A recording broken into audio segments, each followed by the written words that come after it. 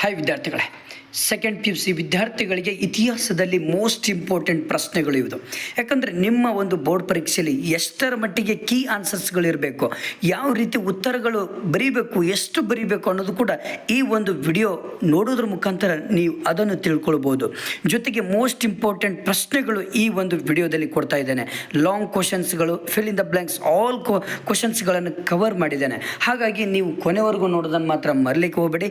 ಈಗಲೇ ಸಬ್ಸ್ಕ್ರೈಬ್ ಮಾಡಿ, ನಿಮ್ಮ ಫ್ರೆಂಡ್ಸಿಗೆ ಶೇರ್ ಮಾಡಿ. ಯಾಕಂದರೆ ಇದನ್ನು ಆರಾಮಾಗಿ ನೀವು ಹೇರ್ಫೋನ್ ಹಾಕ್ಕೊಂಡು ಆರಾಮಾಗಿ ಕೇಳ್ಬೋದು. ಯಾವ್ದು ಇಂಪಾರ್ಟೆಂಟ್ ನಿಮಗೆ ಬೇಕಾಗಿರುತ್ತೆ ಸ್ಕ್ರೀನ್ಶಾಟ್ ಹೊಡೆದು ಆರಾಮಾಗಿ ಸ್ಟಡಿ ಮಾಡ್ಕೊಳ್ಬೋದು. ಬನ್ನಿ, ಹಾಗಾದರೆ ಮೊಟ್ಟ ಮೊದಲು ನಿಮಗೆ ಕ್ವಶನ್ ಕೇಳ್ತಾರೆ. ಯಾವುದು ಅಂದರೆ ಸಿಂಧೂ ನಾಗರಿಕತೆಯ ಲಕ್ಷಣಗಳನ್ನು ಕೇಳ್ತಾರೆ. ಇದು ಭಾಳ ಇಂಪಾರ್ಟೆಂಟ್ ಪ್ರಶ್ನೆ, ಇದು ನೆನ್ಪಿಟ್ಕೊಳ್ಳಿ. ಸಿಂಧೂ ನಾಗರಿಕತೆಯ ಲಕ್ಷಣಗಳನ್ನು ಕೇಳ್ತಾರೆ. ಯಾವ ರೀತಿ ನೋಡಿ, ಎಷ್ಟೋ ವಿದ್ಯಾರ್ಥಿಗಳಿಗೆ 5 ಮತ್ತು 10 ಅಂಕದ ಪ್ರಶ್ನೆಗಳನ್ನು ಹೇಗೆ ಬರೀಬೇಕು ಅನ್ನೋದೇ ಕೂಡ ಗೊತ್ತಿರೋದಿಲ್ಲ. ಹಾಗಾದರೆ ಬನ್ನಿ, ಹೇಗೆ ಬರೀಬೇಕು ಇವು ನೋಡಿ. ಈ ಕ್ವಶನ್ ಕೇಳ್ತಾರೆ, ಸಿಂಧೂ ನಾಗರಿಕತೆಯ ಲಕ್ಷಣಗಳನ್ನು ಬರೀರಿ ಅಂದಾಗ ಇಲ್ಲಿ ಪೀಠಿಕೆ ಹಾಕಬೇಕು. ನಾವು ಮೊಟ್ಟ ಮೊದಲು ಪೀಠಿಕೆ ಹಾಕಬೇಕು. ಸಿಂಧೂ ನಾಗರಿಕತೆಯ ಸುವ್ಯವಸ್ಥಿತವಾದಂತಹ ನಗರ ಯೋಜನೆ ಹೊಂದಿದೆ. ಈ ನಾಗರಿಕತೆಯ ಲಕ್ಷಣಗಳು ಜಗತ್ತಿಗೆ ಮಾದರಿಯಾದ ನಾಗರಿಕತೆಯಾಗಿದೆ. ಇದು ಬಹಳ ಇಂಪಾರ್ಟೆಂಟ್ ಇವು. ಓಕೆನಾ? ನೆಕ್ಸ್ಟ್ ಬಂದ್ಬಿಟ್ಟು ಮೊದಲನೇ ಪಾಯಿಂಟ್, ಈ ಪೀಠಿಕೆ ಬರೆದಾದ್ಮೇಲೆ ಪಾಯಿಂಟ್ ಬೈ ಪಾಯಿಂಟ್ಗಳನ್ನು ಬರೀತಾ ಹೋಗಬೇಕು. ನಗರ ಯೋಜನೆ ಮೊಟ್ಟ ಮೊದಲನೇದು. ನಗರ ಯೋಜನೆಯು ಸಿಂಧೂ ನಾಗರಿಕತೆಯ ವಿಶಿಷ್ಟ ಲಕ್ಷಣವಾಗಿದೆ. ಈ ಕಾಲದ ನಗರ ಯೋಜನೆಯು ಅತ್ಯಂತ ಶ್ರೇಷ್ಠ ನಾಗರಿಕ ಹಾಗೂ ಅಭಿವೃದ್ಧಿ ಹೊಂದಿದ ಜೀವನವನ್ನು ನಡೆಸುತ್ತಿದ್ದರೆಂಬುದನ್ನು ಸಾಬೀತುಪಡಿಸುತ್ತದೆ. ಸಿಂಧೂ ಜನರು ವೈಜ್ಞಾನಿಕ ಒಳಚರಂಡಿ ಸುವ್ಯವಸ್ಥಿತಗೊಳ್ಳ ಯೋಜನಾಬದ್ಧ ನಗರವನ್ನು ನಿರ್ಮಿಸಿದವರಲ್ಲಿ ಮೊದಲರಾಗಿದ್ದಾರೆ. ನಗರ ಯೋಜನೆ ಸ್ವರೂಪ ಆಶ್ಚರ್ಯಕರವಾಗಿದೆ. ಇಲ್ಲಿಯ ನಗರಗಳು ಪಶ್ಚಿಮಕ್ಕೆ ಎತ್ತರದ ಪೀಠದ ಮೇಲೆ ನಿರ್ಮಿತ ಪುರದುರ್ಗ ಹೊಂದಿದ್ದು ಪೂರ್ವಕ್ಕೆ ಜನವಸತಿ ಪ್ರದೇಶವಿದೆ. ಪುರದುರ್ಗವಿಲ್ಲದ ನಗರಗಳು ಎತ್ತರದ ದಿಣ್ಣೆಗಳ ಮೇಲೆ ಕಂಡುಬಂದಿದೆ. ಇದು ಮೊದಲನೇ ಪಾಯಿಂಟ್ ಇದೆ, ಇಷ್ಟು ಬರಿಬೇಕು. ನೆಕ್ಸ್ಟ್ ಎರಡನೇ ಪಾಯಿಂಟ್, ಬೀದಿಗಳು. ಈ ರೀತಿಯಲ್ಲಿ ಬೀದಿಗಳು, ಸಿಂಧೂ ನಾಗರಿಕತೆಯ ಬೀದಿಗಳು ನೇರವಾಗಿದ್ದು ಒಂದೊಂದೊಂದು ಲಂಬವಾಗಿ ವಿಭಿಸಿವೆ. ಅವು 13ರಿಂದ 34 ಅಡಿ ಅಗಲವಾಗಿವೆ ಹಾಗೂ ಸಾಲಾಗಿವೆ. ನಗರದ ರಸ್ತೆಗಳು ಹಾಗೂ ಬೀದಿಗಳು ನಗರವನ್ನು ಆಯತಾಕಾರದ ಬಡಾವಣೆಗಳಾಗಿ ವಿಂಗಡಿಸಲಾಗಿದೆ. ಇಷ್ಟು ಪಾಯಿಂಟ್ಸ್ ಬರೀಬೇಕಾಗುತ್ತೆ. ನೆಕ್ಸ್ಟ್, ಒಳಚರಂಡಿ ವ್ಯವಸ್ಥೆ. ಅತ್ಯುತ್ತಮ ಮುಚ್ಚಿದ ಒಳಚರಂಡಿ ವ್ಯವಸ್ಥೆಯಾಗಿದೆ. ಈ ನಾಗರಿಕತೆಯ ಅಸಾಧಾರಣ ಲಕ್ಷಣಗಳಲ್ಲಿ ಒಂದಾಗಿದೆ. ಪ್ರತಿ ಮನೆಯ ತನ್ನದೇ ಆದ ಒಳಚರಂಡಿ ಹಾಗೂ ಇಂಗು ಗುಂಡಿ ಇದ್ದು ಇವುಗಳನ್ನು ಸಾರ್ವಜನಿಕ ಒಳಚರಂಡಿ ಸಂಪರ್ಕಿಸಲಾಗಿದೆ.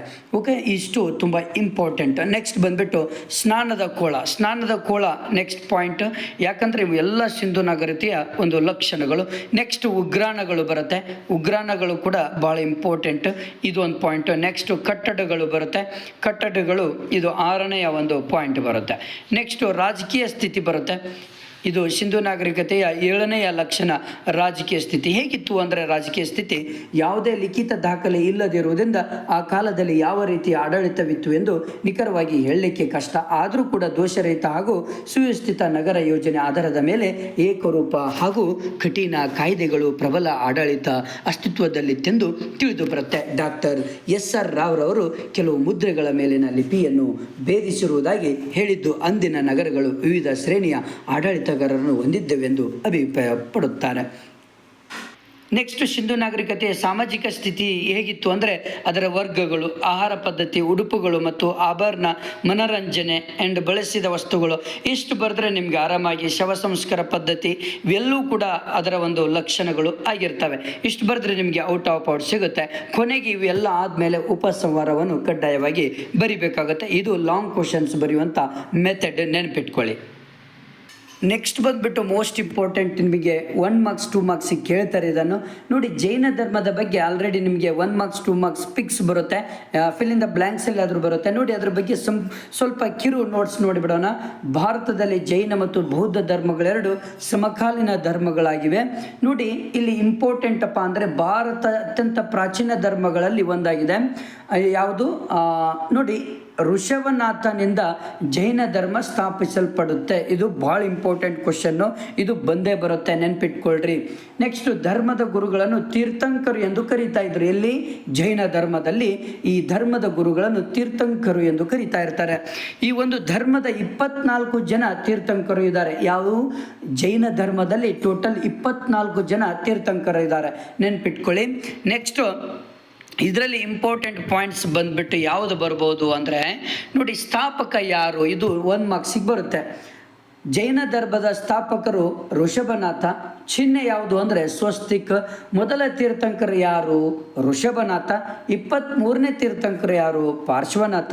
24ನೇ ತೀರ್ಥಂಕರು ಯಾರು ಅಂದರೆ ವರ್ಧಮಾನ ಮಹಾವೀರ ಅವರೇ ಮಹಾವೀರ ನಿಜವಾದ ಸ್ಥಾಪಕರು. ಬಹಳ ಇಂಪಾರ್ಟೆಂಟ್ ಪ್ರಶ್ನೆಗಳು ಇಲ್ಲಿ ನಾನು ಕವರ್ ಮಾಡ್ತಾ ಹೋಗ್ತೇನೆ. Fill in the blanks, 1 marks question, match the following long questions ಕೂಡ ಫೋಕಸ್ ಮಾಡ್ತಾ ಹೋಗ್ತಾ ಇದ್ದೇನೆ. ಓಕೆ, ಭಾಗ 2ದಲ್ಲಿ ನಿಮಗೆ ಮ್ಯಾಪ್ ಕೂಡ ಕೊಡ್ತಾ ಇದ್ದೇನೆ. ಬನ್ನಿ ಹಾಗಾದರೆ ಭಾಗ 3ದಲ್ಲಿ ನಿಮ್ಮ ಮೋಸ್ಟ್ ಇಂಪಾರ್ಟೆಂಟ್ ಮಾಡೆಲ್ ಕ್ವಶನ್ ಪೇಪರ್ದಲ್ಲಿ ಇಂಪಾರ್ಟೆಂಟು ಕೊಡ್ತಾ ಹೋಗ್ತೇನೆ.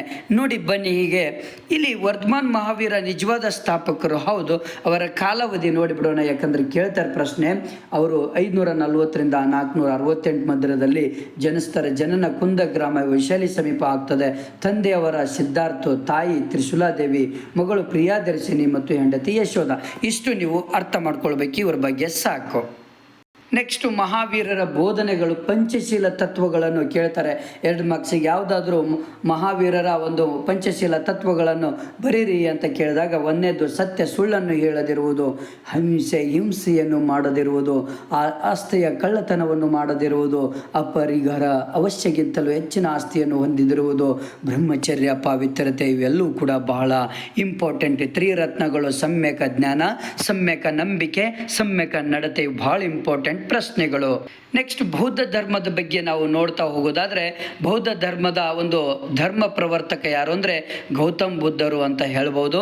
ಇಲ್ಲಿ ನೋಡಿ, ಗೌತಮ್ ಬುದ್ಧವರ ಸ್ವಲ್ಪ ಒಂದು ಅವರ ಒಂದು ಕಿರು ನೋಟವನ್ನು ನೋಡೋಣ. ಜನನ 583, ಸ್ಥಳ ಲುಂಬಿನಿ ವನ, ನೇಪಾಳದಲ್ಲಿರುವಂಥ ಲುಂಬಿನಿ ವನದಲ್ಲಿ ಜನಿಸ್ತಾರೆ. ಮೂಲ ಹೆಸರು ಸಿದ್ಧಾರ್ಥ, ತಂದೆ ಶುದ್ಧೋಧನ, ತಾಯಿ ಮಾಯಾದೇವಿ, ಸಾಕು ತಾಯಿ ಮಹಾಪ್ರಜಾಪತಿ ಗೌತಮಿ, ಹೆಂಡತಿ ಯಶೋಧರ, ಮಗ ರಾಹುಲ್ ಅಂತ ನಾವು ಹೇಳ್ಬೋದು. ಓಕೆನಾ?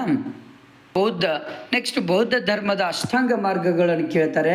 ಒಳ್ಳೆಯ ನಂಬಿಕೆ, ಒಳ್ಳೆಯ ನಡತೆ, ಒಳ್ಳೆಯ ಆಲೋಚನೆ, ಒಳ್ಳೆಯ ಜೀವನ, ಒಳ್ಳೆಯ ಮಾತು, ಒಳ್ಳೆಯ ಧಾನ್ಯ, ಒಳ್ಳೆಯ ಪ್ರಯತ್ನ, ಒಳ್ಳೆಯ ಮನಸ್ಥಿತಿ ಅಂತ ನಾವು ಹೇಳ್ಬೋದು. ನೆಕ್ಸ್ಟು ಇನ್ನೊಂದು ಇಂಪಾರ್ಟೆಂಟ್ ಕೇಳ್ತಾರೆ, ಬೌದ್ಧ ಧರ್ಮದ ಪ್ರಸಾರಕ್ಕೆ ಕಾರಣಗಳೇನಪ್ಪ ಅಂದರೆ ಬುದ್ಧನ ಆಕರ್ಷಕ ವ್ಯಕ್ತಿತ್ವದಿಂದ ದೇಶೀಯ ಭಾಷೆಗಳಾದ ಪ್ರಾಕೃತ, ಪಾಲಿ, ಗ್ರೀಕ್ ಭಾಷೆಯಲ್ಲಿ ಬೋಧಿಸಿದ್ದು, ಅಶೋಕ, ಕಾನಿಷ್ಕ, ಹರ್ಷವರ್ಧನರಂತಹ ರಾಜರಿಂದ ದೊರೆತ ರಾಜಾಶ್ರಮ, ಇವೆಲ್ಲವೂ ಕೂಡ ಬಹಳ ಇಂಪಾರ್ಟೆಂಟ್.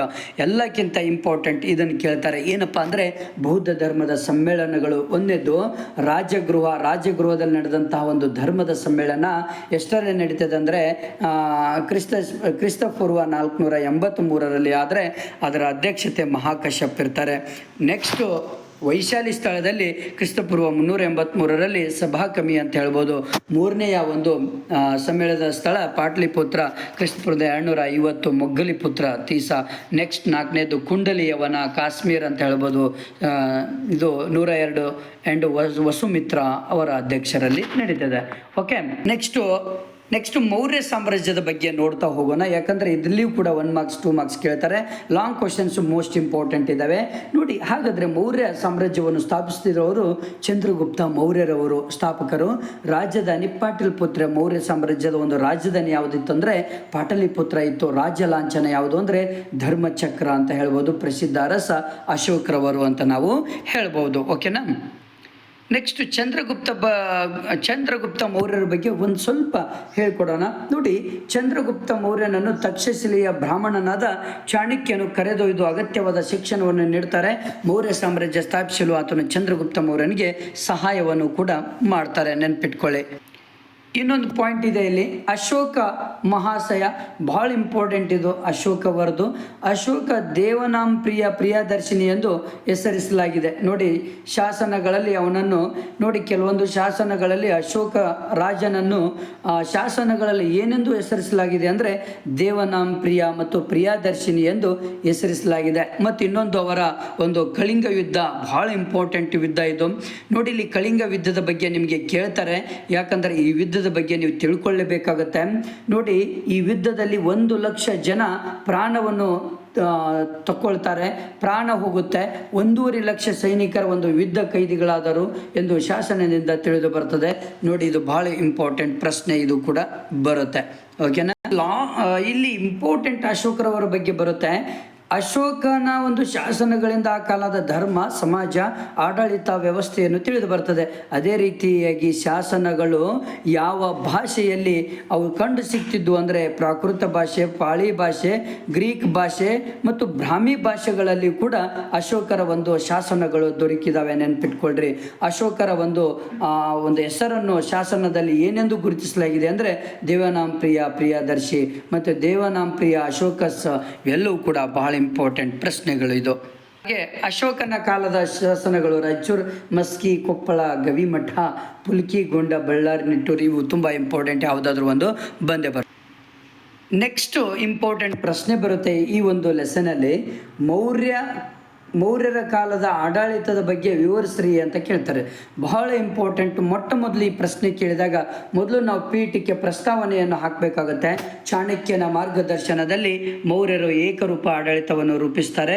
ಭಾರತದ ಮೊದಲ ಸಾಮ್ರಾಜ್ಯವಾಗಿದೆ. ಆಡಳಿತಾತ್ಮಕವಾಗಿ ವಿಕೇಂದ್ರೀಕರಣದ ವ್ಯವಸ್ಥೆಯು ಬಲಿಷ್ಠವಾದ ಕೇಂದ್ರಾಡಳಿತವನ್ನು ಮೌರ್ಯರು ರೂಪಿಸಿಕೊಂಡರು. ಅವರ ಆಡಳಿತ ಪದ್ಧತಿಯು ಕೂಡ ಈ ಕೆಳಂತಿದೆ. ಯಾವ ರೀತಿ ಇದೆ ನೋಡೋಣ ಬನ್ನಿ. ರಾಜನೇ ರಾಜ್ಯದ ಮುಖ್ಯಸ್ಥ ಆಗಿರ್ತಾರೆ. ರಾಜನಾದವನು ಶಾಸಕಾಂಗ, ಕಾರ್ಯಾಂಗ, ನ್ಯಾಯಾಂಗ ಹಾಗೂ ಸೈನ್ಯಾಧಿಕಾರದ ಪ್ರಮುಖ ಮೂಲವಾಗಿರ್ತಾರೆ. ರಾಜನಾದವನು ಧರ್ಮದ ಪರಿಮಿತಗೊಳ್ಳಲ್ಪಟ್ಟಿರ್ತಾನೆ. ಇದು ಮೊದಲನೇ ಪಾಯಿಂಟ್ ರಾಜ್ಯ. ಎರಡನೇ ಪಾಯಿಂಟ್ ಮಂತ್ರಿ ಪರಿಷತ್ತು. ಇವರ ಆಡಳಿತದಲ್ಲಿ ಮಂತ್ರಿ ಪರಿಷತ್ತು ಕೂಡ ಇರುತ್ತೆ. ಇದು ಎರಡನೇ ಪಾಯಿಂಟ್ ನೀವು ಬರೀ. ಇದರಲ್ಲಿ ಮೂರನೇ ಪಾಯಿಂಟ್ ಸಚಿವಾಲಯ ಅಂತ ಹೇಳ್ಬೋದು. ಮೂರನೇ ಪಾಯಿಂಟ್ ಇವರ ಒಂದು ಮೌರ್ಯ ಸಾಮ್ರಾಜ್ಯದ ಆಡಳಿತದಲ್ಲಿ ಮೂರನೇ ಪಾಯಿಂಟ್ ಸಚಿವಾಲಯ. ನೆಕ್ಸ್ಟ್ ಬಂದ್ಬಿಟ್ಟು ನಾಲ್ಕನೇ ಪಾಯಿಂಟ್ ಇದು ಮೌರ್ಯರ ಆಡಳಿತದ ಒಂದು ನ್ಯಾಯಾಂಗ ಆಡಳಿತವು ಕೂಡ ಇರುತ್ತೆ. ನ್ಯಾಯಾಂಗ ಆಡಳಿತ ವಿವರಿಸಬೇಕಾಗುತ್ತೆ. ನೆಕ್ಸ್ಟು ಕಂದಾಯ ಆಡಳಿತ ಇರುತ್ತೆ. ನೆಕ್ಸ್ಟು ಪ್ರಾಂತೀಯ ಆಡಳಿತ ಇರುತ್ತೆ. ಇವೆಲ್ಲವೂ ಕೂಡ ಆಡಳಿತವನ್ನು ನಾವು ಏನು ಮಾಡಬೇಕು, ವಿವರಿಸಬೇಕಾಗುತ್ತೆ. ಓಕೆನಾ. ನೆಕ್ಸ್ಟು ನಗರಾಡಳಿತ ಪಾಯಿಂಟ್, ಸೈನ್ಯಾಡಳಿತ ನೆಕ್ಸ್ಟ್ ಪಾಯಿಂಟ್. ಇವೆಲ್ಲ ಪಾಯಿಂಟ್ಸ್ಗಳನ್ನು ನೀವು ಬರಿಬೇಕಾಗತ್ತೆ. ನೋಡಿ, ಇಷ್ಟು ಬರೆದಾದ್ಮೇಲೆ ಕೊನೆಗೆ ಬರೆಯುವಂಥದ್ದು ಉಪಸಂಹಾರ. ಬಹಳ ಇಂಪಾರ್ಟೆಂಟ್ ಇದು. 5 ಮತ್ತು 10 ಅಂಕದ ಪ್ರಶ್ನೆಗಳಿಗೆ ಈ ಮೆಥಡಲ್ಲಿ ನೀವು ಬರೀಲೇಬೇಕಾಗುತ್ತೆ. ಮೊಟ್ಟ ಮೊದಲು ಪೀಠಿಕೆ ಅಥವಾ ಪ್ರಸ್ತಾವನೆ ಹಾಕಬೇಕು. 1 by 1 ಪಾಯಿಂಟ್ಸ್ಗಳನ್ನು ಬರೆದು ಕೊನೆಗೆ ಎಲ್ಲ ಮುಗಿದ ಮೇಲೆ ಪಾಯಿಂಟ್ಸ್ಗಳನ್ನು ಬರೆಯೋದಲ್ಲ, ಪಾಯಿಂಟ್ಸ್ ಬಿತ್ತಿ ಎಕ್ಸ್ಪ್ಲೇನ್ ಮಾಡಿ ಜೊತೆಗೆ ಉಪಸಂಹಾರ ಬರೆದ್ಬಿಟ್ರೆ 5 ಅಂಕದಿದ್ದರೆ 5 ಅಂಕಗಳನ್ನು ಕೊಡ್ತಾರೆ, 10 ಅಂಕದಿದ್ದರೆ 10 ಅಂಕಗಳನ್ನು ಕೊಡ್ತಾರೆ. ಇದು ಹಿಸ್ಟ್ರಿ, ಇತಿಹಾಸ, ಸೋಷಿಯಾಲಜಿ, ರಾಜ್ಯಶಾಸ್ತ್ರದಲ್ಲಿ ಬರೆಯುವಂಥ ಮೆಥಡ್. ಹೀಗೆ ಮೌರ್ಯರ ಕಾಲದಲ್ಲಿ ಉತ್ತಮವಾದ ಆಡಳಿತವನ್ನು ರೂಪಿಸುವುದರ ಜೊತೆಗೆ ಭಾರತದಲ್ಲಿ ಒಂದು ಉತ್ತಮವಾದ ನಿಯಮಾವಳಿಗಳನ್ನು ಹಾಕಿಕೊಟ್ಟರು ಹಾಗೂ ನಂತರದ ಸಾಮ್ರಾಜ್ಯದ ಆಡಳಿತಕ್ಕೆ ಮಾದರಿಗಳಾದವು. ಇದು ಯಾಕಂದರೆ ಇದು ಉಪಸಂಹಾರ ಬಹಳ ಇಂಪಾರ್ಟೆಂಟ್, ನಿಮ್ಮದು ಓನ್ ಬರೆಯುವಂಥದ್ದು. ಓಕೆ, ನೆಕ್ಸ್ಟ್ ಇಂಪಾರ್ಟೆಂಟ್ ಪ್ರಶ್ನೆ ಯಾವುದು ಅನ್ನೋದು. ನೆಕ್ಸ್ಟ್ ಬಹಳ ಇಂಪಾರ್ಟೆಂಟ್ ಇದು. ಗಾಂಧಾರ ಶೈಲಿಯ ಪ್ರಮುಖ ಲಕ್ಷಣಗಳು ಬಹಳ ಇಂಪಾರ್ಟೆಂಟ್ ಇದು. ನೋಡಿ, ಕನಿಷ್ಕನು ಕಲಾ ಪ್ರೇಮಿಯಾಗಿದ್ದ. ಕುಶಾನರ ಕಾಲದ ಕಲೆಯು ಗ್ರೀಕ್ ಮತ್ತು ಬೌದ್ಧ ಮಿಶ್ರಿತ ಕಲೆಯಾಗಿತ್ತು. ಇದನ್ನು ಗಾಂಧಾರ ಕಲೆ ಎಂದು ಕರೆಯಲಾಗಿದೆ. ಕಲೆಯು ಮೊದಲು ಅಫ್ಘಾನಿಸ್ತಾನದ ಗಾಂಧಾರ ಜಂಬಲ್ಲಿ ಜನಿಸಿದ್ದರಿಂದ ಗಾಂಧಾರ ಕಲೆ ಎಂಬ ಹೆಸರು ಬರುತ್ತೆ. ಬುದ್ಧನ ಹಳೆತ್ತರದ ವಿಗ್ರಹಗಳ ಕೆತ್ತನೆಗೆ ಆದ್ಯತೆಯನ್ನು ನೀಡಲಾಗುತ್ತೆ. ಬುದ್ಧನ ಅಸ್ತಿತ್ವವನ್ನು ಕಮಲ, ಛತ್ರಿ ಮುಂತಾದ ಚಿಹ್ನೆಗಳ ರೂಪದಲ್ಲಿ ತೋರಿಸಲಾಗ್ತದೆ. ವಿಗ್ರಹಗಳನ್ನು ಕೆತ್ತುವಾಗ ದೇಹ ವಿನ್ಯಾಸದ ಅನುಪಾತದೊಂದಿಗೆ ಸ್ನಾಯುಗಳು, ಮೀಸೆ ಮುಂತಾದವುಗಳಿಗೆ ಹೆಚ್ಚಿನ ಗಮನ ನೀಡಲಾಗುತ್ತೆ. ಬುದ್ಧನ ಮೂರ್ತಿಗಳನ್ನು ಸುಂದರವಾಗಿ ಹಾಗೂ ಸೂಕ್ಷ್ಮವಾಗಿ ರೂಪಿಸಲಾಗ್ತದೆ. ಕಲಾ ಕೌಶಲ್ಯದಿಂದ ಕೂಡಿದ ಈ ಕಲೆಯು ನಮೂನೆಗಳೆಲ್ಲ ಬಟ್ಟೆಯ ಮಡಿಕೆಗಳು ಮತ್ತು ನೆರಿಗೆಗಳನ್ನು ತುಂಬ ಕಲಾತ್ಮಕವಾಗಿ ಪ್ರದರ್ಶಿಸಲಾಗಿದೆ. ವಿಗ್ರಹಗಳ ಮೇಲೆ ಆಭರಣಗಳ ಕೆತ್ತನೆಗೂ ಪ್ರಾಶಸ್ತ್ಯ ನೀಡ್ತದೆ. ವಿಗ್ರಹಗಳಿಗೆ ಬೌದ್ಧಿ ಸೌಂದರ್ಯಗಳನ್ನು ನೀಡಲಾಗುತ್ತೆ. ಇವೆಲ್ಲವೂ ಕೂಡ ಏನಪ್ಪ ಅಂದರೆ ಗಾಂಧಾರ ಶೈಲಿಯ ಪ್ರಮುಖ ಲಕ್ಷಣಗಳನ್ನು ಇಷ್ಟು ಬರೆದ್ಬಿಟ್ರೆ ನಿಮಗೆ ಗ್ಯಾರಂಟಿ 5 ಮಾರ್ಕ್ಸ್ ಸಿಗುತ್ತೆ. ಇದು ಮಾತ್ರ ಫಿಕ್ಸ್. ವಿಗ್ರಹಗಳ ಮೇಲಿನ ಆಭರಣಗಳು, ವಿಗ್ರಹಗಳಿಗೆ ಬೌದ್ಧ ಸೌಂದರ್ಯಗಳನ್ನು ನೀಡಲಾಗುತ್ತೆ. ಇವೆಲ್ಲವೂ ಕೂಡ ಒಂದು ಲಕ್ಷಣಗಳು ಕಾಣಿಸಿರ್ತವೆ ನಮಗೆ. ನೆಕ್ಸ್ಟ್ ಇಂಪಾರ್ಟೆಂಟ್ ಪ್ರಶ್ನೆ ಒಂದು ಬರುತ್ತೆ, ಬಹಳ ಇಂಪಾರ್ಟೆಂಟ್. 2 ಅಂಕ ಅಥವಾ 1 ಅಂಕಕ್ಕೆ. ಸಮುದ್ರಗುಪ್ತರವರ ದಂಡಯಾತ್ರೆಗಳನ್ನು ಹೆಸರಿಸ್ರಿ ಅಂತ ಕೇಳ್ತಾರೆ. ಒಂದು ಉತ್ತರ ಭಾರತದ ದಂಡಯಾತ್ರೆ, ಅರಣ್ಯ ರಾಜ್ಯಗಳ ಆಕ್ರಮಣ, ದಕ್ಷಿಣ ಭಾರತದ ದಂಡಯಾತ್ರೆ, ಗಡಿ ರಾಜ್ಯಗಳ ಆಕ್ರಮಣ. ಇದು ಬಹಳ ಇಂಪಾರ್ಟೆಂಟ್ ಸಮುದ್ರಗುಪ್ತವರದು. ಇದು 1 ಮಾರ್ಕ್ಸಿಗೆ ಅಥವಾ ಯಾವುದಾದ್ರೂ ಕೇಳ್ತಾರೆ. ಹಾಗೆ ಇಲ್ಲಿ 1ನೇ ರಾಜೇಂದ್ರ ಚೋಳ ಇವರ ಒಂದು ಪ್ರಮುಖ ಸಾಧನೆಗಳನ್ನು ಕೇಳ್ತಾರೆ. ಇವರ ಪ್ರಮುಖ ಸಾಧನೆಗಳನ್ನು ವಿವರಿಸ್ರಿ ಅಂತ ಹೇಳ್ತಾರೆ. ನೋಡಿ, ಸಿಂಹಳದ ಜಯ ಫಸ್ಟ್ ಒಂದನೇ ರಾಜೇಂದ್ರ ಚೋಳನು 1018ರಲ್ಲಿ ಸಿಂಹಳದ ಮೇಲೆ ದಾಳಿ ಮಾಡಿ ಅಲ್ಲಿ ಅರಸನಾದ 5ನೇ ಮಹೇಂದ್ರ ವರ್ಮನನ್ನು ಸೋಲಿಸಿ ಬಂಧನದಲ್ಲಿಡ್ತಾನೆ. ಇವನ ವಶದಲ್ಲಿದ್ದ ಪಾಂಡ್ಯರ ರಾಜ್ಯಮಾದ್ರೆ ಪರ್ಸೆಂಟೇಜ್ ಕಿರೀಟವನ್ನು ವಶಪಡಿಸಿಕೊಂಡು ಸಿಂಹಳ ಚೋಳ ಸಾಮ್ರಾಜ್ಯದ ಭಾಗವಾಗುತ್ತೆ. ನೆಕ್ಸ್ಟು ಕಲ್ಯಾಣಿಯ ಜಯ. ಹಲವಾರು ಜಯಗಳನ್ನು ಮಾಡಿರ್ತಾರೆ ಇವರು. ಹಲವಾರು ಸಾಧನೆಗಳಿದ್ದಾವೆ. ಕಲ್ಯಾಣಿಯ ಜಯ, ಗಂಗ ಪ್ರದೇಶದ ಜಯ, ಶೈಲೇಂದ್ರ ಸಾಮ್ರಾಜ್ಯದ ಜಯ, ಇವೆಲ್ಲವೂ ಕೂಡ ಒಂದು ಚೋಳರ ಅವರ ಸಾಧನೆಗಳು ಆಗಿರ್ತವೆ. 1ನೇ ರಾಜೇಂದ್ರ ಚೋಳರ ಒಂದು ಸಾಧನೆಗಳು ಇವೆಲ್ಲವೂ ಕೂಡ. ಕೊನೆಗೆ ನೀವು ಶೈಲೇಂದ್ರ ಸಾಮ್ರಾಜ್ಯದ ಜಯ ಮತ್ತು ಶಿಕ್ಷಣಕ್ಕೆ ಪ್ರೋತ್ಸಾಹ ಕೊಟ್ಟು ಕೊನೆಗೆ ಉಪಸಂಹಾರವನ್ನು ಬರೆದ್ಬಿಟ್ರೆ ನಿಮಗೆ 5 ಅಂಕಗಳು ಸಿಗುವುದು ಗ್ಯಾರಂಟಿ. ನೆಕ್ಸ್ಟ್ ಇಂಪಾರ್ಟೆಂಟ್ ಇನ್ನೊಂದು ಪಾಯಿಂಟ್ ಕೇಳ್ತಾರೆ ಇಲ್ಲಿ ನಿಮಗೆ. ಚೋಳರ ಕಾಲದ ಆಡಳಿತ ಪದ್ಧತಿ, ಗ್ರಾಮಾಡಳಿತ ಪದ್ಧತಿಯನ್ನು ವಿವರಿಸ್ರಿ ಅಂತ ಕೇಳ್ತಾರೆ. ಬಹಳ ಬಹಳ ಬಹಳ ಇಂಪಾರ್ಟೆಂಟ್ ಇದು ಪ್ರಶ್ನೆ, ಯಾಕಂದರೆ ಬಹಳ ಸಾರಿ ಕೇಳಿದ್ದಾರೆ ಆಲ್ರೆಡಿ. ಬನ್ನಿ ಹಾಗಾದರೆ ನೋಡಿ ಅದರ ಒಂದು ಪೀಠಿಕೆಯನ್ನು ಹಾಕೋಣ. ಚೋಳರ ಕಾಲದ ಆಡಳಿತ ಪದ್ಧತಿ, ಗ್ರಾಮಾಡಳಿತ ಬಗ್ಗೆ ಕೇಳಿದಾಗ ನೀವು ಆರಾಮಾಗಿ ಬರಿಬೋದು, ಏನು ತೊಂದರೆ ಇಲ್ಲ. ಓಕೆನಾ? ನೋಡಿ ಯಾವ ರೀತಿ ಪಾಯಿಂಟ್ಸ್ ಬೈ ಪಾಯಿಂಟ್ಸ್ ನೀವು ಬರೆದ್ಬಿಟ್ರೆ ಈಸಿ ಆಗುತ್ತೆ. ಗ್ರಾಮಾಡಳಿತದ ಬಗ್ಗೆ ಬರೆಯೋಣ. ಚೋಳರ ಆಡಳಿತದ ಒಂದು ಮುಖ್ಯ ಲಕ್ಷಣ ಎಂದರೆ ಗ್ರಾಮ ಸ್ವಾಯತ್ತತೆ. ಗ್ರಾಮಗಳ ಜನರು ತಾವೇ ಆಯ್ಕೆ ಮಾಡಿಕೊಂಡ ಪ್ರತಿನಿಧಿಗಳ ಮೂಲಕ ಆಡಳಿತವನ್ನು ನಡೆಸ್ತಾ ಇರ್ತಾರೆ. ಈ ಆಡಳಿತ ಪದ್ಧತಿಯು ಚೋಳರ ಕಾಲದಲ್ಲಿ ತುಂಬ ಪ್ರಸಿದ್ಧ ಪಡೆಯಿತು. 1ನೇ ಪರಾಂತಕ ಉತ್ತರ ಮೇರೂರು ಶಾಸನ ಗ್ರಾಮಾಡಳಿತದ ಬಗ್ಗೆ ಸ್ಪಷ್ಟ ಮಾಹಿತಿಯನ್ನು ನೀಡುತ್ತದೆ. ಈ ಶಾಸನದ ಪ್ರಕಾರ ಉತ್ತರ ಮೇರೂರು ಗ್ರಾಮವನ್ನು 30 ಭಾಗಗಳಾಗಿ ವಿಂಗಡಿಸಲಾಗುತ್ತೆ. ಪ್ರತಿ ವಿಭಾಗದಿಂದ ಒಬ್ಬೊಬ್ಬ ಸದಸ್ಯರನ್ನು 1 ವರ್ಷದ ಅವಧಿಗೆ ಆಯ್ಕೆ ಮಾಡಲಾಗುತ್ತೆ. ಕುಡು ಒಲೈ ಪದ್ಧತಿಯ ಮೂಲಕ ಸದಸ್ಯರನ್ನು ಆಯ್ಕೆ ಮಾಡಲಾಗ್ತದೆ. ಚುನಾವಣೆಯದಂದು ಊರಿನ ಗ್ರಾಮಸ್ಥರು ದೇವಾಲಯದಲ್ಲಿ ಕೂಡ ಸೇರ್ತಾ ಇರ್ತಾರೆ. ಆಯ್ಕೆ ಮಾಡುವ ಅಭ್ಯರ್ಥಿಯನ್ನು ಅವನ ಹೆಸರನ್ನು ಓಲೆಗೇರಿಗಳ ಮೇಲೆ ಬರೆದು ಒಂದು ಮಡಿಕೆಯನ್ನು ಹಾಕಲಾಗ್ತಾ ಇರ್ತದೆ. ನಂತರ ಒಬ್ಬ ಚಿಕ್ಕ ಬಾಲಕನಿಂದ ಎಲ್ಲರ ಸಮ್ಮುಖದಲ್ಲಿಯೇ ಓಲೆಯನ್ನು ಮಡಿಕೆಯಿಂದ ಹೊರತೆಗೆದು ನಂತರ ಆಯ್ಕೆ ಮಾಡಲಾಗುತ್ತೆ. ಆಯ್ಕೆಯಾದ ಪ್ರತಿನಿಧಿಗಳು ವಾರ್ಷಿಕ ಸಮಿತಿ, ಉದ್ಯಾನ ಸಮಿತಿ ಮತ್ತು ಕೆರೆ ಕಟ್ಟೆಗಳು ಸಮಿತಿಗಳಲ್ಲಿ ಕಾರ್ಯವನ್ನು ನಿರ್ವಹಿಸಬೇಕಾಗುತ್ತೆ. ಓಕೆನಾ? ಇಷ್ಟು ಇಂಪಾರ್ಟೆಂಟ್ ಪಾಯಿಂಟ್ಸ್ಗಳನ್ನು ಬರೆದ್ಬಿಟ್ರೆ ಆರಾಮಾಗಿ ನಿಮಗೆ ಔಟ್ ಆಫ್ ಮಾರ್ಕ್ಸ್ ಸಿಗುತ್ತೆ. ಇಲ್ಲಿ ಇನ್ನೊಂದು ಪ್ರಶ್ನೆ ಇಂಪಾರ್ಟೆಂಟ್ ನೆನ್ಪಿಟ್ಕೊಳ್ಬೇಕು ನೀವು. ಇಮ್ಮಡಿ ಪುಲಿಕೇಶಿಯ ಕೆಲವೊಂದು ಬಿರುದುಗಳಿದ್ದಾವೆ. ದಕ್ಷಿಣ ಪತೇಶ್ವರ, ಸತ್ಯಾಶ್ರಯ, ಮಹಾರಾಜಾಧಿರಾಜ, ಪರಮೇಶ್ವರ, ಪೃಥ್ವಿವಲ್ಲಭ. ಬಹಳ ಇಂಪಾರ್ಟೆಂಟ್ ಇದು. ನೆಕ್ಸ್ಟ್ ಬಂದ್ಬಿಟ್ಟು ಚಾಲುಕ್ಯ ಪಲ್ಲವರು ಮತ್ತು ಸಂಘರ್ಷದ ಬಗ್ಗೆ ನಾವು ಮಾತಾಡೋಣ. ಇದು ಒಂದು ಪ್ರಶ್ನೆ ಕೇಳ್ತಾರೆ ನಿಮಗೆ. ಬಾದಾಮಿ ಚಾಲುಕ್ಯರ ವಾಸ್ತುಶಿಲ್ಪದ ಪ್ರಮುಖ ಲಕ್ಷಣಗಳನ್ನು ವಿವರಿಸ್ರಿ ಅಂತ ಕೇಳ್ತಾರೆ. ಭಾಳ ಇಂಪಾರ್ಟೆಂಟ್ ಇದು ಕೂಡ. ಫಸ್ಟ್ ಒನ್, ಚಿಕ್ಕದಾದ ತಲಾ ವಿನ್ಯಾಸವನ್ನು ಹೊಂದಿರುತ್ತೆ. ಕುದುರೆ ಲಾಳಾಕೃತಿ ತಲಾ ವಿನ್ಯಾಸವನ್ನು ಹೊಂದಿದೆ. ಚೌಕಾಕಾರದ ಗರ್ಭಗೃಹ, ಒಳ ಮತ್ತು ಪ್ರದಕ್ಷಿಣ ಒಂದು ಪಥ ಇರುತ್ತೆ. ಮುಖಪಂಟಪ, ನವರಂಗ, ಸುಖ, ನಾಸಿ ಮತ್ತು ಗರ್ಭಗೃಹ ಇರುತ್ತೆ. ಏಕಕೂಟ, ದ್ವಿಕೂಟ, ತ್ರಿಕೂಟ ದೇವಾಲಯಗಳ ರಚನೆ ಕೂಡ ಇಲ್ಲಿ ಇರುತ್ತೆ. ಬಾದಾಮಿ ಇವೆಲ್ಲವೂ ಕೂಡ ಭಾಳ ಇಂಪಾರ್ಟೆಂಟ್. ಒಂದೊಂದಾಗಿ ನೀವು ವಿವರಿಸ್ಬಿಟ್ರೆ ನಿಮಗೆ ಅಂಕಗಳು. ನೆಕ್ಸ್ಟ್ ಇಲ್ಲಿ ಬಂದು ರಾಷ್ಟ್ರಕೂಟರ ಒಂದು ರಾಜ್ಯ ಲಾಂಛನ ಯಾವುದು ಅಂದರೆ ಗರುಡ. ರಾಜಧಾನಿ ಮಾನ್ಯಕೇಟ. ನೆನ್ಪಿಟ್ಕೊಡ್ರಿ, ಭಾಳ ಇಂಪಾರ್ಟೆಂಟ್. ಇವಾಗ ಪ್ರಸ್ತುತವಾಗಿ ಕಲಬುರಗಿಯಲ್ಲಿದೆ. ನೆಕ್ಸ್ಟ್ ಸ್ಥಾಪಕ ದಂತಿದುರ್ಗ. ಭಾಳ ಇಂಪಾರ್ಟೆಂಟ್, ಇದು ಬಂದೇ ಬರುತ್ತೆ ನಿಮಗೆ. ಓಕೆನಾ? ಇದು ಒಂದು ಪ್ರಶ್ನೆ ಭಾಳ ಇಂಪಾರ್ಟೆಂಟ್. ಇದೊಂದು ಸ್ವಲ್ಪ ಮನನ ಮಾಡ್ಕೊಳ್ಳಿ. ನೋಡಿ, ರನ್ನ ಕವಿಗಳು ರನ್ನ ಇಲ್ಲಿ ಕೃತಿಗಳು ಯಾವುದು ಅಂದರೆ ಜಿತನಾಥ ಪುರಾಣ, ಸಾಹಸ ಭೀಮ ವಿಜಯ, ಗದಾ ವಿದ್ದ. ಭಾಳ ಇಂಪಾರ್ಟೆಂಟ್ ಇವು 2 ರನ್ನ ಬರೆದಂಥ ಕೃತಿಗಳಿವು. ಚಾವುಂಡರಾಯ ಲೋಕೋಪಕಾರ, ಶ್ರೀಧರಾಚಾರ್ಯ ಜಾತಕ ತಿಲಕ, ಬಿಲ್ಲನ ವಿಕ್ರಮಾಂಕ ದೇವಚರಿತಂ, 3ನೇ ಸೋಮೇಶ್ವರ ಮಾನಸೋಲ್ಲಾಸ, ಅಭಿಲಾಷಿತಾರ್ಥ ಚಿಂತಾಮಣಿ, ದುರ್ಗಸಿಂಹ ಪಂಚತಂತ್ರ, ಚಂದ್ರರಾಜ ಮದನ ತಿಲಕ, ಶಾಂತಿನಾಥ ಸುಕುಮಾರ ಚರಿತೆ, ನಯಶೇನ ಧರ್ಮಾಮೃತ, ಕೀರ್ತಿವರ್ಮ ವಿಜ್ಞಾನೇಶ್ವರ ಮಿತಾಕ್ಷರ ನ್ಯಾಯ ಸಂಹಿತೆ. ಇವೆಲ್ಲವೂ ಕೂಡ ಬಹಳ ಇಂಪಾರ್ಟೆಂಟ್ ಪ್ರಶ್ನೆ. ನೆಕ್ಸ್ಟ್ ಇಂಪಾರ್ಟೆಂಟ್ ಇಲ್ಲಿ ಮೊಘಲರ ಬಗ್ಗೆ ಸ್ವಲ್ಪ ನಾವು ಕಿರು ನೋಡೋಣ. ಮೊಘಲ ಸಾಮ್ರಾಜ್ಯದ ಸ್ಥಾಪಕ ಯಾರು ಅಂದರೆ ಬಾಬರ್.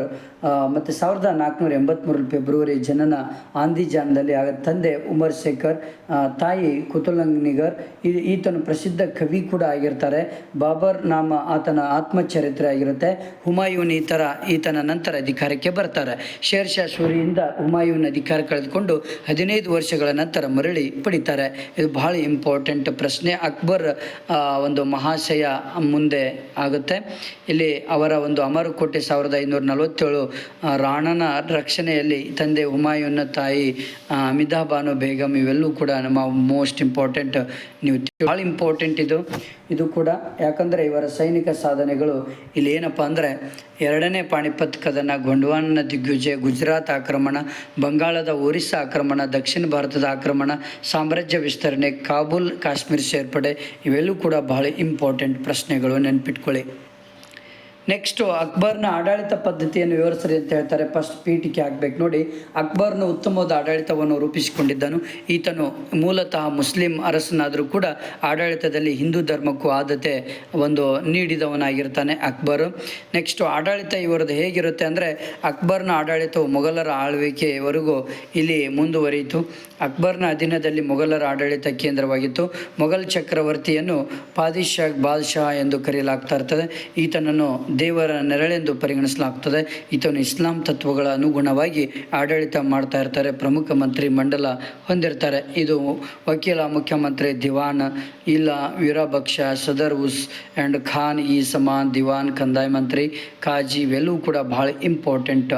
ಇಲ್ಲಿ ಒಂದು ಶಿವಾಜಿಯ ಮರಾಠರಲ್ಲಿ ಅತ್ಯಂತ ಒಂದು ಬಲಿಷ್ಠ ಒಂದು ರಾಜ್ಯ ಯಾರು ಅಂದರೆ ಅದು ಶಿವಾಜಿ ಅಂತಲೇ ಹೇಳ್ಬೋದು. ಇವರ ಒಂದು ಜನನ 1627ರಲ್ಲಿ ಶಿವನೇರಿ ದುರ್ಗದಲ್ಲಿ ನಡೀತದೆ.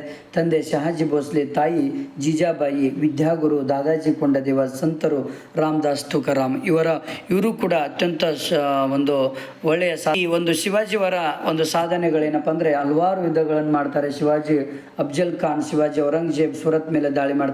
ಶಿವಾಜಿ ಜೈಸಿಂಗ್ ಮತ್ತು ಆಗ್ರಾಕ್ಕೆ ಭೇಟಿ, ಕಿರೀಟ ಧಾರಣೆ ಇವೆಲ್ಲವೂ ಕೂಡ ನಡೀತದೆ. ಇಲ್ಲಿ ಒಂದೊಂದಾಗಿ ನೀವು ಎಕ್ಸ್ಪ್ಲೈನ್ ಮಾಡಿದ್ರೆ ಸಾಕು, ಆರಾಮಾಗಿ ನಿಮಗೆ ಮಾರ್ಕ್ಸ್ಗಳು ಕೊಡ್ತಾರೆ. ಶಿವಾಜಿ ಮತ್ತು ಅಫ್ಜಲ್ ಖಾನ್ ಅವರ ಬಗ್ಗೆ ಇದೆ. ಅವರು ಶಿವಾಜಿ ಮತ್ತು ಔರಂಗಜೇಬ್ ಅವರ ನಡುವೆ ನಡೆದಂಥ ಯುದ್ಧಗಳ ತುಲನೆ ಇದೆ. ಮತ್ತು ಸೂರತ್ ಮೇಲೆ ದಾಳಿ ಮತ್ತು ಶಿವಾಜಿ ಮತ್ತು ಜೈಸಿಂಗ್ ಅವರ ನಡುವೆ ನಡೆದಂತಹ ದಾಳಿ ಇವೆಲ್ಲವೂ ಕೂಡ ನೀವು ಎಕ್ಸ್ಪ್ಲೈನ್ ಮಾಡಿ. ನೆಕ್ಸ್ಟ್ ಇನ್ನೊಂದು ಇಂಪಾರ್ಟೆಂಟ್ ಪ್ರಶ್ನೆ ಬಂದುಬಿಟ್ಟು ಬಹಮನಿ ಮತ್ತು ಆದಿಲ್ ಶಾಹಿ ಸುಲ್ತಾನರ ಒಂದು ಸಾಂಸ್ಕೃತಿಕ ಕೊಡುಗೆಗಳು. ಭಾಳ ಇಂಪಾರ್ಟೆಂಟ್ ಪ್ರಶ್ನೆ ಇದು ನೋಡಿ. ಮಹಮ್ಮದ್ ಗವನರ ಒಂದು ಸಾಧನೆಗಳು ಕೂಡ ಕೇಳ್ತಾರೆ ನಮಗೆ. ಭಾಳ ಇಂಪಾರ್ಟೆಂಟ್ ಪ್ರಶ್ನೆ ಇಲ್ಲಿ ಕೊಟ್ಟಿದೆ ನೋಡಿ. ಈ ಮಹಮ್ಮದ್ ಗವನರ ಒಂದು ಸಾಧನೆಗಳು. ಗವನನು ವಿಜಯನಗರ ಸಾಮ್ರಾಜ್ಯದ ಒಡೆತನಕ್ಕೆ ಒಳಪಟ್ಟಿದ್ದ ಹುಬ್ಬಳ್ಳಿ, ಬೆಳಗಾವಿ ಮತ್ತು ಗೋವಾ ಪ್ರದೇಶಗಳನ್ನು ಗೆದ್ದುಕೊಳ್ತಾರೆ. ಮಾಳ್ವದ ಸುಲ್ತಾನರೊಂದಿಗೆ ಒಪ್ಪಂದ ಮಾಡಿಕೊಂಡು ರಾಜಕೀಯ ಸ್ಥಿರತೆಯನ್ನು ಸ್ಥಾಪನೆ ಮಾಡ್ತಾರೆ. ಇವೆಲ್ಲವೂ ಕೂಡ ಪಾಯಿಂಟ್ಸ್ಗಳು, ಇವರ ಸಾಧನೆಗಳು ನಾವು ಅಂತ ಹೇಳ್ಬೋದು. ನೆಕ್ಸ್ಟ್ ಬಂದ್ಬಿಟ್ಟು ಬಹಳ ಇಂಪಾರ್ಟೆಂಟ್ ಇದು ಬಹಮನಿ ಸುಲ್ತಾನರ ಒಂದು ಸಾಂಸ್ಕೃತಿಕ ಕೊಡುಗೆಗಳು. It is very important question ಇದು ನೋಡಿ. ಬಂದ್ಬಿಟ್ಟು ಇಲ್ಲಿ ಪೀಠಿಕೆಯನ್ನು ಹಾಕಬೇಕಾಗತ್ತೆ ನಾವು. ಬಹಮನಿ ಸುಲ್ತಾನರ ಆಡಳಿತಕ್ಕೆ ಅಷ್ಟೇ ಪ್ರೋತ್ಸಾಹ ನೀಡಿದ ಕಲೆ, ಸಾಹಿತ್ಯ, ಶಿಕ್ಷಣ, ವಾಸ್ತುಶಿಲ್ಪಕ್ಕೂ ತಮ್ಮ ಆಳ್ವಿಕೆಯ ಕಾಲದಲ್ಲಿ ಪ್ರೋತ್ಸಾಹ ನೀಡುತ್ತದೆ. ಸಾಹಿತ್ಯದಲ್ಲಿ ವಿಶೇಷವಾದ ಕೊಡುಗೆ ನೀಡುತ್ತದೆ ಹಾಗೂ ಹಲವಾರು ರೀತಿಯ ಸುಂದರ ಶೈಲಿಯಲ್ಲಿ ಕಟ್ಟಡಗಳು ನಿರ್ಮಾಣ ಮಾಡ್ತದೆ. ನೆಕ್ಸ್ಟು ಇಲ್ಲಿ ಶಿಕ್ಷಣ ಹೇಗಿರುತ್ತೆ ಅಂದರೆ, ಇವರ ಒಂದು ಕುರಾನ್ ಪಠಣ ಮಾಡುವುದು ಒಂದು ಪ್ರಮುಖ ಭಾಗವಾಗಿರುತ್ತೆ. ಬಡ ಮುಸ್ಲಿಂ ವಿದ್ಯಾರ್ಥಿಗಳಿಗೆ ವಿದ್ಯಾರ್ಥಿ ವೇತನ ನೀಡ್ತಾ ಇರ್ತಾರೆ. ಗವರ್ನರ್ ತನ್ನ ಸ್ವಂತ ಗಳಿಕೆಯಲ್ಲಿ ಶಿಕ್ಷಣಕ್ಕೆ ಪ್ರೋತ್ಸಾಹ ನೀಡಿ 1472ರಲ್ಲಿ ಮದರಸ ನಿರ್ಮಿಸ್ತಾರೆ. ಈ ಒಂದು ಮದರಸ 3 ಅಂತಸ್ತಿನಿಂದ ಕೂಡಿತ್ತು, 36 ಕೊಠಡಿಗಳು ಹೊಂದಿತ್ತು. ನೆಕ್ಸ್ಟ್ ಸಾಹಿತ್ಯ, ಆಮೇಲೆ ವಾಸ್ತುಶಿಲ್ಪ ಇವೆಲ್ಲವೂ ಕೂಡ ಅವರ ಒಂದು ಸಾಂಸ್ಕೃತಿಕ ಕೊಡುಗೆಗಳಾಗಿರ್ತವೆ. ನೆಕ್ಸ್ಟು ರಾಮಾನುಜಾಚಾರ್ಯರ ಬಗ್ಗೆ ನಾವು ನೋಡ್ತಾ ಹೋಗೋದಾದರೆ, ಇಲ್ಲಿ ಅವರ ಜನನ 1017, ಜನ್ಮಸ್ಥಳ ಪೆರಂದೂರ್ ಆ್ಯಂಡ್ ತಂದೆ ಕೇಶವ ಸೋಮಯಾಜಿ, ತಾಯಿ ಕಾಂತಿಮತಿ, ಗುರು ಯಾದವ ಪ್ರಕಾಶ, ಪತ್ನಿ ತಂಗಮ್ಮ. ಸಿದ್ಧಾಂತ ವಿಶಿಷ್ಟ ಅದ್ವೈತ ಸಿದ್ಧಾಂತ. ಭಾಳ ಇಂಪಾರ್ಟೆಂಟ್ ಪ್ರಶ್ನೆ ಇದು ಕೇಳ್ತಾರೆ. ರಾಮಾನುಜಾಚಾರ್ಯರ ಒಂದು ಸಿದ್ಧಾಂತ ಯಾವುದು ಅಂತ ಕೇಳ್ತಾರೆ. ಅವರ ಕೃತಿಗಳು ವೇದಾಂತ ಸಾರ, ವೇದಾಂತ ಸಂಗ್ರಹ, ವೇದಾಂತ ಸೂತ್ರ, ಗೀತಾ ಭಾಷೆ ಅಂತ ಹೇಳ್ಬೋದು. ಇವೆಲ್ಲವೂ ಕೂಡ 1 ಮಾರ್ಕ್ಸ್ ಅಥವಾ fill in the blanks multiple choice ಬರುವಂಥದ್ದು, ನೆನ್ಪಿಟ್ಕೊಳ್ಬೇಕು. ನೆಕ್ಸ್ಟು ಮಧ್ವಾಚಾರ್ಯರ ಒಂದು ಕಿರುನೋಟ ನೋಡೋಣ. ಜನನ 1738ರಲ್ಲಿ ಆಗುತ್ತೆ. ಜನ್ಮಸ್ಥಳ ಪಾಜಿಕದಲ್ಲಿ. ತಂದೆ ಮಧ್ಯ ಗೇಹ ಭಟ್ಟ, ತಾಯಿ ವೇದಾವತಿ, ಮೂಲ ಹೆಸರು ವಾಸುದೇವ, ಗುರು ಅಚ್ಯುತ ಪ್ರೇಕ್ಷಕರು ಅಂತ ನಾವು ಹೇಳ್ಬೋದು. ಇವರ ಸಿದ್ಧಾಂತ ದ್ವೈತ ಸಿದ್ಧಾಂತ ಹೇಳ್ಬೋದು. ಓಕೆ, ನೆಕ್ಸ್ಟ್ ಕೃತಿಗಳು ಗೀತಾ ಭಾಷ್ಯ, ಬ್ರಹ್ಮಸೂತ್ರ, ಭಾಷ್ಯ, ಅನುಭಾಷ್ಯ, ದ್ವಾದಶ ಸೂತ್ರ ಅಂತ ನಾವು ಹೇಳ್ಬೋದು. ಓಕೆನಾ. ನೆಕ್ಸ್ಟ್ ಬಸವೇಶ್ವರದು ಇವರ ಜನನ ಯಾವಾಗ ಆಗ್ತದೆ ಅಂದರೆ 1132ರಲ್ಲಿ ಜನ್ಮಸ್ಥಳ ಬಾಗವೇಡಿಯಲ್ಲಿ ಇಂಗ್ಲೀಶ್ವರದಲ್ಲಿ ನಡೀತದೆ. ತಂದೆ ಮಾದರಸ, ತಾಯಿ ಮಾದಲಾಂಬಿಕೆ, ವಿದ್ಯಾಗುರು ಅಚ್ಯುತ ಪ್ರೇಕ್ಷಕರು ಆ್ಯಂಡ್ ಸಿದ್ಧಾಂತ ಶಕ್ತಿ ವಿಶಿಷ್ಟ ಅದ್ವೈತ ಸಿದ್ಧಾಂತ ಇವರದಾಗಿರುತ್ತೆ. ನೆನ್ಪಿಟ್ಕೊಳ್ಳಿ, ಬಹಳ ಇಂಪಾರ್ಟೆಂಟ್ ಪ್ರಶ್ನೆಗಳು ಬರ್ತವೆ ನೋಡಿ. ಇನ್ನೊಂದು ಇಂಪಾರ್ಟೆಂಟ್ ಪ್ರಶ್ನೆ ಬರುತ್ತೆ. 1602ರಲ್ಲಿ ಡಚ್ಚರು ಡಚ್ ಈಸ್ಟ್ ಇಂಡಿಯಾ ಎಂಬ ಕಂಪ್ನಿಯನ್ನು ಸ್ಥಾಪನೆ ಮಾಡ್ತಾರೆ. ಇದೊಂದು ಭಾಳ ಇಂಪಾರ್ಟೆಂಟ್ ಪ್ರಶ್ನೆ. ನೆಕ್ಸ್ಟು ಇವರ ರಾಜಧಾನಿ ಪುಲಿಕಾಟ್, ನಾಗಪಟ್ಟಣ, ಮಚಿಲಿಪಟ್ಟಣ, ಚಿನುವಾ, ಕೋಚಿನ್, ಕಾಶಿಂ, ಮಾಹೆ ವ್ಯಾಪಾರ ಕೇಂದ್ರಗಳಾಗಿರ್ತವೆ. ಫ್ರೆಂಚರು 1664ರಲ್ಲಿ ಫ್ರೆಂಚ್ ಈಸ್ಟ್ ಇಂಡಿಯಾ ಕಂಪ್ನಿ ಸ್ಥಾಪನೆ ಮಾಡ್ತಾರೆ. ಪಾಂಡಿಚೇರಿ ಇವರ ರಾಜಧಾನಿಯಾಗಿರುತ್ತೆ. ಗವರ್ನರ್ಗಳಾದ ಡುಪ್ಲೆ ಮತ್ತು ಕೌಂಟ್ ಡಿ ಲಾಲಿ ಭಾರತದಲ್ಲಿ ಫ್ರೆಂಚ್ ಸಾಮ್ರಾಜ್ಯ ಸ್ಥಾಪಿಸುವಲ್ಲಿ ಪ್ರಯತ್ನವನ್ನು ಮಾಡ್ತಾರೆ. ನೆನ್ಪಿಟ್ಕೊಳ್ಳಿ. ನೆಕ್ಸ್ಟ್ ಬಂದುಬಿಟ್ಟು ಇಂಗ್ಲೀಷರು 1600ರಲ್ಲಿ ಇಂಗ್ಲೀಷರು ದಿ ಬ್ರಿಟಿಷ್ ಈಸ್ಟ್ ಇಂಡಿಯಾ ಕಂಪ್ನಿಯನ್ನು ಸ್ಥಾಪನೆ ಮಾಡ್ತಾರೆ. ಕಲ್ಕತ್ತಾ ಇವರ ರಾಜಧಾನಿ ಆಗಿರುತ್ತೆ. 1615ರಲ್ಲಿ ಥಾಮಸ್ ರೋ ಜಹಾಂಗೀರ್ ಆಸ್ಥಾನಕ್ಕೆ ಭೇಟಿ ನೀಡಿ ವ್ಯಾಪಾರಕ್ಕೆ ಅನುಮತಿಯನ್ನು ಪಡಿತಾರೆ. ಇದು ಕೂಡ ಬಹಳ ಇಂಪಾರ್ಟೆಂಟ್. ಪ್ಲಾಸ್ಟಿಕ್ ಕದನಕ್ಕೆ ಕಾರಣಗಳೇನು ಅಂತ ಕೇಳ್ತಾರೆ. ವಿವರ್ಸರಿ ಅಂತ ಹೇಳ್ತಾರೆ. ರಾಜಕೀಯ ಕಾರಣ ಒಂದು ಬರುತ್ತೆ. ದಸ್ತಕಗಳ ದುರುಪಯೋಗ ಆಗ್ತದೆ. ಫ್ರೆಂಚರಿಗೆ ಆಶ್ರಯ ಆಗುತ್ತೆ. ಕಲ್ಕತ್ತಾ ಕೋಟೆಯ ಆಕ್ರಮ ಆಗುತ್ತೆ. ರಾಜವಲ್ಲಭನಿಗೆ ಆಶ್ರಯ ಆಗುತ್ತೆ. ಕಪ್ಪು ಕೋಣೆ ದುರಂತ. ಇವೆಲ್ಲವುದಕ್ಕೂ ಇಲ್ಲಿ ಪ್ಲಾಸ್ಟಿಕ್ ಕದನಕ್ಕೆ ಕಾರಣಗಳಾಗ್ತವೆ. ಒಂದೊಂದಾಗಿ ನೀವು ಎಕ್ಸ್ಪ್ಲೇನ್ ಮಾಡ್ತಾ ಹೋಗಬೇಕಾಗುತ್ತೆ. ಇಷ್ಟು ಎಕ್ಸ್ಪ್ಲೇನ್ ಮಾಡಿದರೆ ನೀವು ಆರಾಮಾಗಿ ಔಟ್ ಮಾರ್ಕ್ಸ್ ತೆಗೆದುಕೊಳ್ಬೋದು. ಎಲ್ಲ ದಿವಾನ್ ರಾಜವಲ್ಲಭನಿಗೆ ಆಶ್ರಯ, ಕಪ್ಪು ಕೋಣೆ ದುರಂತ ಬಹಳ ಇಂಪಾರ್ಟೆಂಟ್. ಕಪ್ಪು ಕೋಣೆ ದುರಂತ ಸ್ವಲ್ಪ ನೋಡೋಣ. ಕಾಸಿಂ ಬಜಾರನ ಆಕ್ರಮಣದ ವೇಳೆಯಲ್ಲಿ ಸಿರಾಜ್ ಉದ್ ದೌಲನು 1446 ಜನ ಬ್ರಿಟಿಷರಿಗೆ ಬಂಧಿಸಿರ್ತಾರೆ ಎಂಬುದು ಹೇಳಲಾಗಿರುತ್ತೆ. ಅವರನ್ನು ಕೈದಿಗಳಾಗಿ ತೆಗೆದುಕೊಂಡು 15ರಿಂದ 18 ಅಡಿಗಳ ವಿಸ್ತಾರ ಹೊಂದಿದ ಕೋಣೆಗಳಲ್ಲಿ ದೂಡ್ತಾರೆ. ಅವರಲ್ಲಿ 123 ಜನರು ಉಸಿರುಗಟ್ಟು ಮರಣ ಹೊಂದಿರ್ತಾರೆ. 23 ಜನ ಮಾತ್ರ ಬದುಕಿರ್ತಾರೆ. ಈ ಘಟನೆಯನ್ನು ಕಪ್ಪು ಕೋಣೆ ದುರಂತ ಎಂದು ಇಲ್ಲಿ ಕರೆಯಲಾಗಿದೆ. ಬಕ್ಸಾರ್ ಕದನವನ್ನು ನೋಡೋಣ. ಮೀರ್ ಜಾಫರನು ಅಸಮರ್ಥ ಆಡಳಿತಗಾರನಾಗಿರ್ತಾನೆ. ಬ್ರಿಟಿಷರಿಗೆ ಸವಲತ್ತು ನೀಡುವಲ್ಲಿ ವಿಫಲನಾಗ್ತಾನೆ. ಈ ಬ್ರಿಟಿಷರು ಈತನನ್ನು ತೆಗೆದು ಈತನ ಅಳಿಯನಾದ ಮೀರ್ ಕಾಸಿಂನನ್ನು ನವಾಬನಾಗಿ ನೇಮಿಸಿರ್ತಾರೆ. ಇದು ಬಹಳ ಇಂಪಾರ್ಟೆಂಟ್. ಮೀರ್ ಕಾಸಿಂ ಮತ್ತು ಶೂಜ್ ಉದ್ ದೌಲ್, ಎರಡನೇ ಶಾ ಅಲಂ ಕುತೇಗುಡಿ ಬ್ರಿಟಿಷರ ವಿರುದ್ಧ ಒಂದಾರುತ್ತಾರೆ. ಬಕ್ಸಾರ್ ಕಾಳಗ 1764ರಲ್ಲಿ ಮೀರ್ ಕಾಸಿಂ ಸೈನ್ಯಕ್ಕೆ ಸೋಲಿಸಲಾಗುತ್ತೆ. ಕಾಸಿಮನು ಯುದ್ಧ ಭೂಮಿಯಿಂದ ಪಲಾಯನ ಮಾಡ್ತಾರೆ. ಮೀರ್ ಜಾಫರ್ನನ್ನು ಮತ್ತೆ ನವಾಬನನ್ನಾಗಿ ಇಲ್ಲಿ ಮಾಡ್ತಾರೆ. ನೆನ್ಪಿಟ್ಕೊಳ್ಬೇಕು. ಇದು ಬಹಳ ಇಂಪಾರ್ಟೆಂಟ್. 1848ರಲ್ಲಿ ಭಾರತಕ್ಕೆ ಗವರ್ನರ್ ಜನರಲ್ ಆಗಿ ಆಗಮಿಸಿದಂತಹ ಲಾರ್ಡ್ ಡಲ್ ಹೌಸಿ ಈತನು ನೇರ ಭಾರತದ ಆಡಳಿತವನ್ನು ನಿಯಂತ್ರಿಸುವಂತಹ ನಿರ್ಧಾರ ಮಾಡ್ತಾರೆ. ಇವರು ಏನು ಮಾಡ್ತಾರಪ್ಪ ಅಂದರೆ ದತ್ತು ಮಕ್ಕಳಿಗೆ ಹಕ್ಕಿಲ್ಲ ಎಂಬ ನೀತಿಯನ್ನು ಜಾರಿಗೆ ತರ್ತಾರೆ. ಇದು ಬಹಳ ಇಂಪಾರ್ಟೆಂಟ್ ಪ್ರಶ್ನೆ. ಇನ್ನೊಂದು ಇಂಪಾರ್ಟೆಂಟ್ ಪ್ರಶ್ನೆ ಬರುತ್ತೆ ನಿಮಗೆ. ಭಾರತದ ಪ್ರಥಮ ಸ್ವಾತಂತ್ರ್ಯ ಸಂಗ್ರಾಮಕ್ಕೆ ಕಾರಣಗಳೇನು? 1857ನಲ್ಲಿ ನಡೆದಂತಹ ಒಂದು ಪ್ರಥಮ ಸ್ವಾತಂತ್ರ್ಯ ಸಂಗ್ರಾಮಕ್ಕೆ ಕಾರಣಗಳು ಅಂತ ವಿವರಿಸ್ರಿ ಅಂತ ಕೇಳಿದಾಗ ಫಸ್ಟ್ ಪೀಠಿಕೆ ಹಾಕೊಳ್ಬೇಕು. ಭಾರತದ ಇತಿಹಾಸದಲ್ಲಿ 1857ರ ದಂಗೆಯು ಒಂದು ವಿಶಿಷ್ಟ ಸ್ಥಾನ ಹೊಂದಿದೆ. ಈ ಘಟನೆಯನ್ನು ಸಿಪಾಯಿ ದಂಗೆ ಎಂದು ನಾವು ಕರಿತೇವೆ. ನೆನ್ಪಿಟ್ಕೊಳ್ಳಿ. ನೆಕ್ಸ್ಟ್ ಭಾರತೀಯ ಬಂಡವಾಳ ಮತ್ತು ಭಾರತದ ಪ್ರಥಮ ಸ್ವಾತಂತ್ರ್ಯ ಸಂಗ್ರಾಮ ವಿವಿಧ ಹೆಸರುಗಳಿಂದ ಕರೆಯಲಾಗ್ತದೆ ಮತ್ತು ಬ್ರಿಟಿಷರ ವಿರುದ್ಧ ಪ್ರಥಮ ಏಕೀಕೃತ ಹೋರಾಟವಾಗಿರುತ್ತೆ. ಈ ಘಟನೆಯು ಕಂಪನಿಯ ನೀತಿಗಳು ಮತ್ತು ಸಾಮ್ರಾಜ್ಯಶಾಹಿ ಶೋಷಣೆಯ ವಿರುದ್ಧದ ಭಾರತೀಯ ಅತೃಪ್ತಿಯ ಸ್ಫೋಟವಾಗಿರುತ್ತೆ. ಬ್ರಿಟಿಷರು ಇದನ್ನು ಸಿಪಾಯಿ ದಂಗೆ ಎಂದರು ಮತ್ತು ರಾಷ್ಟ್ರೀಯವಾದಿಗಳು ಇದನ್ನು ಭಾರತದ ಪ್ರಥಮ ಸ್ವಾತಂತ್ರ್ಯ ಸಂಗ್ರಾಮ ಎಂದು ಇಲ್ಲಿ ಕರೆಯಲಾಗುತ್ತೆ. ಕಾರಣಗಳು, ರಾಜಕೀಯ ಕಾರಣಗಳು, ಆಡಳಿತಾತ್ಮಕ ಕಾರಣಗಳು ಬಹಳ ಇದ್ದಾವೆ. ಆರ್ಥಿಕ ಕಾರಣಗಳು, ನೆಕ್ಸ್ಟು ಇಲ್ಲಿ ಸಾಮಾಜಿಕ ಮತ್ತು ಧಾರ್ಮಿಕ ಕಾರಣಗಳು ತುಂಬ ಇದ್ದಾವೆ. ಎಲ್ಲವೂ ಕಾರಣಗಳು ತುಂಬ ನೆಕ್ಸ್ಟು ಸೈನಿಕ ಕಾರಣಗಳು, ತತ್ಕ್ಷಣದ ಕಾರಣಗಳು ಎಲ್ಲವೂ ಕೂಡ ಬಹಳ ಇಂಪಾರ್ಟೆಂಟ್. ಇನ್ನೊಂದು ಪ್ರಶ್ನೆ ನಿಮ್ಗೆ ಕೇಳ್ತಾರೆ. ಸಂಗ್ರಾಮದ ಒಂದು ಸ್ವಾತಂತ್ರ್ಯ 1857ರ ಒಂದು ಸ್ವಾತಂತ್ರ್ಯ ಸಂಗ್ರಾಮದ ವಿಫಲತೆಗೆ ಕಾರಣಗಳೇನಪ್ಪ ಅಂದರೆ ಇಲ್ಲಿ ಇಷ್ಟು ಪಾಯಿಂಟ್ಸ್ಗಳಿದ್ದಾವೆ. ಇವುಗಳನ್ನು ನೀವು ಎಕ್ಸ್ಪ್ಲೇನ್ ಮಾಡ್ಬೋದು. Okay, thank you friends. ನಿಮ್ಮ ಫ್ರೆಂಡ್ಸಿಗೆ ಶೇರ್ ಮಾಡಿ. ಈಗಲೇ ನನ್ನ ಚಾನಲನ್ನು ಸಬ್ಸ್ಕ್ರೈಬ್ ಮಾಡಿ. ಅದು ಭಾಗ 2ಗೆ.